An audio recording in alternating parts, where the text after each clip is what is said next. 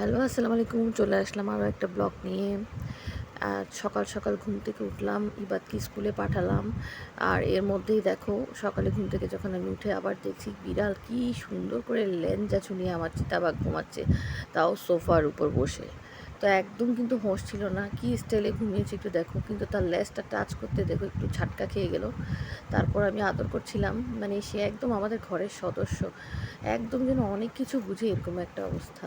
তো যেগুলো এরকম পালিত পশু বা পাখি, মানে এই জিনিসটা দেখুন, গতকাল মানে রাতেই মানে খাঁচার ভিতর মরে গিয়েছে, কেমনে জানি মরে পড়ে আছে। এর আগেও মানে একটা পাখি গেল 2 দিন আগে। বুঝলাম না আমার পাখিগুলোর উপর কী অবস্থা যাচ্ছে। দেখুন পেটের মধ্যে প্রেগনেন্ট অবস্থা ছিল, তার পেটে কী জানি হয়েছে, মানে বাথরুমটা মনে হয় তার ক্লিয়ার করে হয়নি। এর মধ্যেই মাথার কাছে দেখলাম দুটা, মানে মানুষের যেরকম মারা যাওয়ার পর রস বের হয়ে এই যে আঘাতের চিহ্ন, মনে হয় নিজেরাই মারপিট করেছে এরকম কেউ। সে অসুস্থ ছিল, তো পরে টিস্যু দুটি পেঁচিয়ে আমি রেখে দিয়েছিলাম।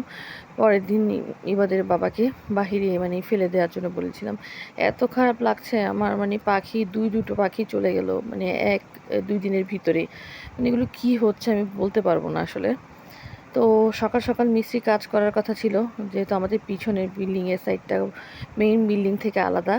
তো যেই সাইডটার একটা ছোট বাথরুম ছিল সেটা ভেঙে রান্নাঘর করে ফেলতে হবে, কারণ আমাদের পিছনে কিছু জায়গা আছে যেগুলো অলরেডি ভাঙা হয়েছে। মানে বিরাট একটা ফ্ল্যাটের অংশ চলে গিয়েছে, আর একটু ছিল। যেহেতু এখন খাল হচ্ছে পিছনে, তো সেই হিসেবে জায়গাটা মানে ভেঙে দিলে ওই সাইডটা রান্নাঘর থাকবে না। তো নতুন করে অন্য সাইডে, ভিতরের সাইডেই রান্নাঘর করার একটা মানে ব্যবস্থা নিতে হয়েছে। তো মিস্ত্রিরা আস্তে আস্তে 9টা 9:30 বাজিয়ে দিল। আর এদিকে 2 বাবা বাহিরে ছিল, এটাই সেই ড্রিল করছিল সে। ড্রিল করে করে দরজা বরাবর কাটিং করছিল, এদিকের দরজাটা ভেঙে ফেলবে। তো এরকম করতে করতে আমার আজকে খুব হাঁপানো অবস্থা। কিছুক্ষণ বলে বস্তা দিতে, কিছুক্ষণ বলে ইট ঢুকাতে হবে, কিছুক্ষণ বালি সিমেন্ট আনতে হবে। তো এই অবস্থায় একবার উপরে উঠছি তো একবার নামছি, মানে পুরোপুরি আমি হাঁপিয়ে গেলাম এই মানে এই অবস্থার ভিতরে। তো শেষ পর্যন্ত কিছুক্ষণ শুতে হবে আমার। তো কিছুক্ষণ শুয়েছিলাম বেশ খানিকটা সময়। এর মধ্যে 12টা বেজে গেল। ইবাদু স্কুল থেকে চলে আসলো, সে মোবাইল নিয়ে বসলো, টিফিনটা খাচ্ছিল, কিছু খাইয়ে দেওয়া হচ্ছিল। তো বাবাও এসে বসছিল।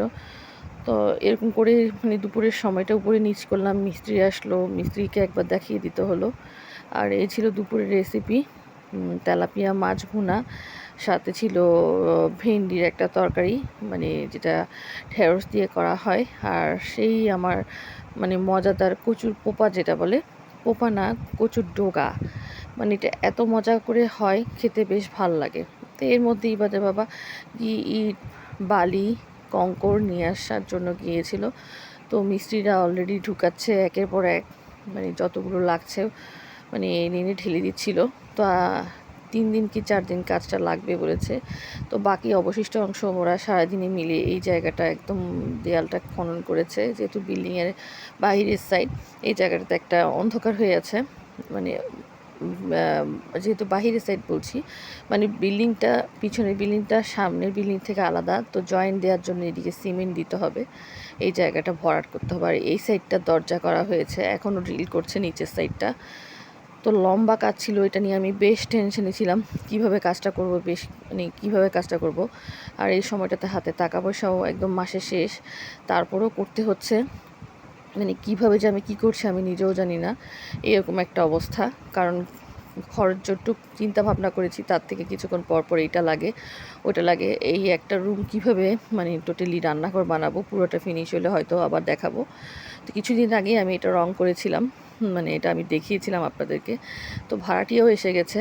আর আসার পর তো পিছনে যেহেতু ভাঙা পড়েছে, তো আমাকে অনেক চিন্তা ভাবনা করে কাজ করতে হচ্ছে আর কি, কোন সাইডে করতে হবে। তো ওরা কাজ করছিল, এর ফাঁকে বললাম লেবু শরবত পাঠাবো, তো গাছ থেকে লেবু পেড়ে আনলাম।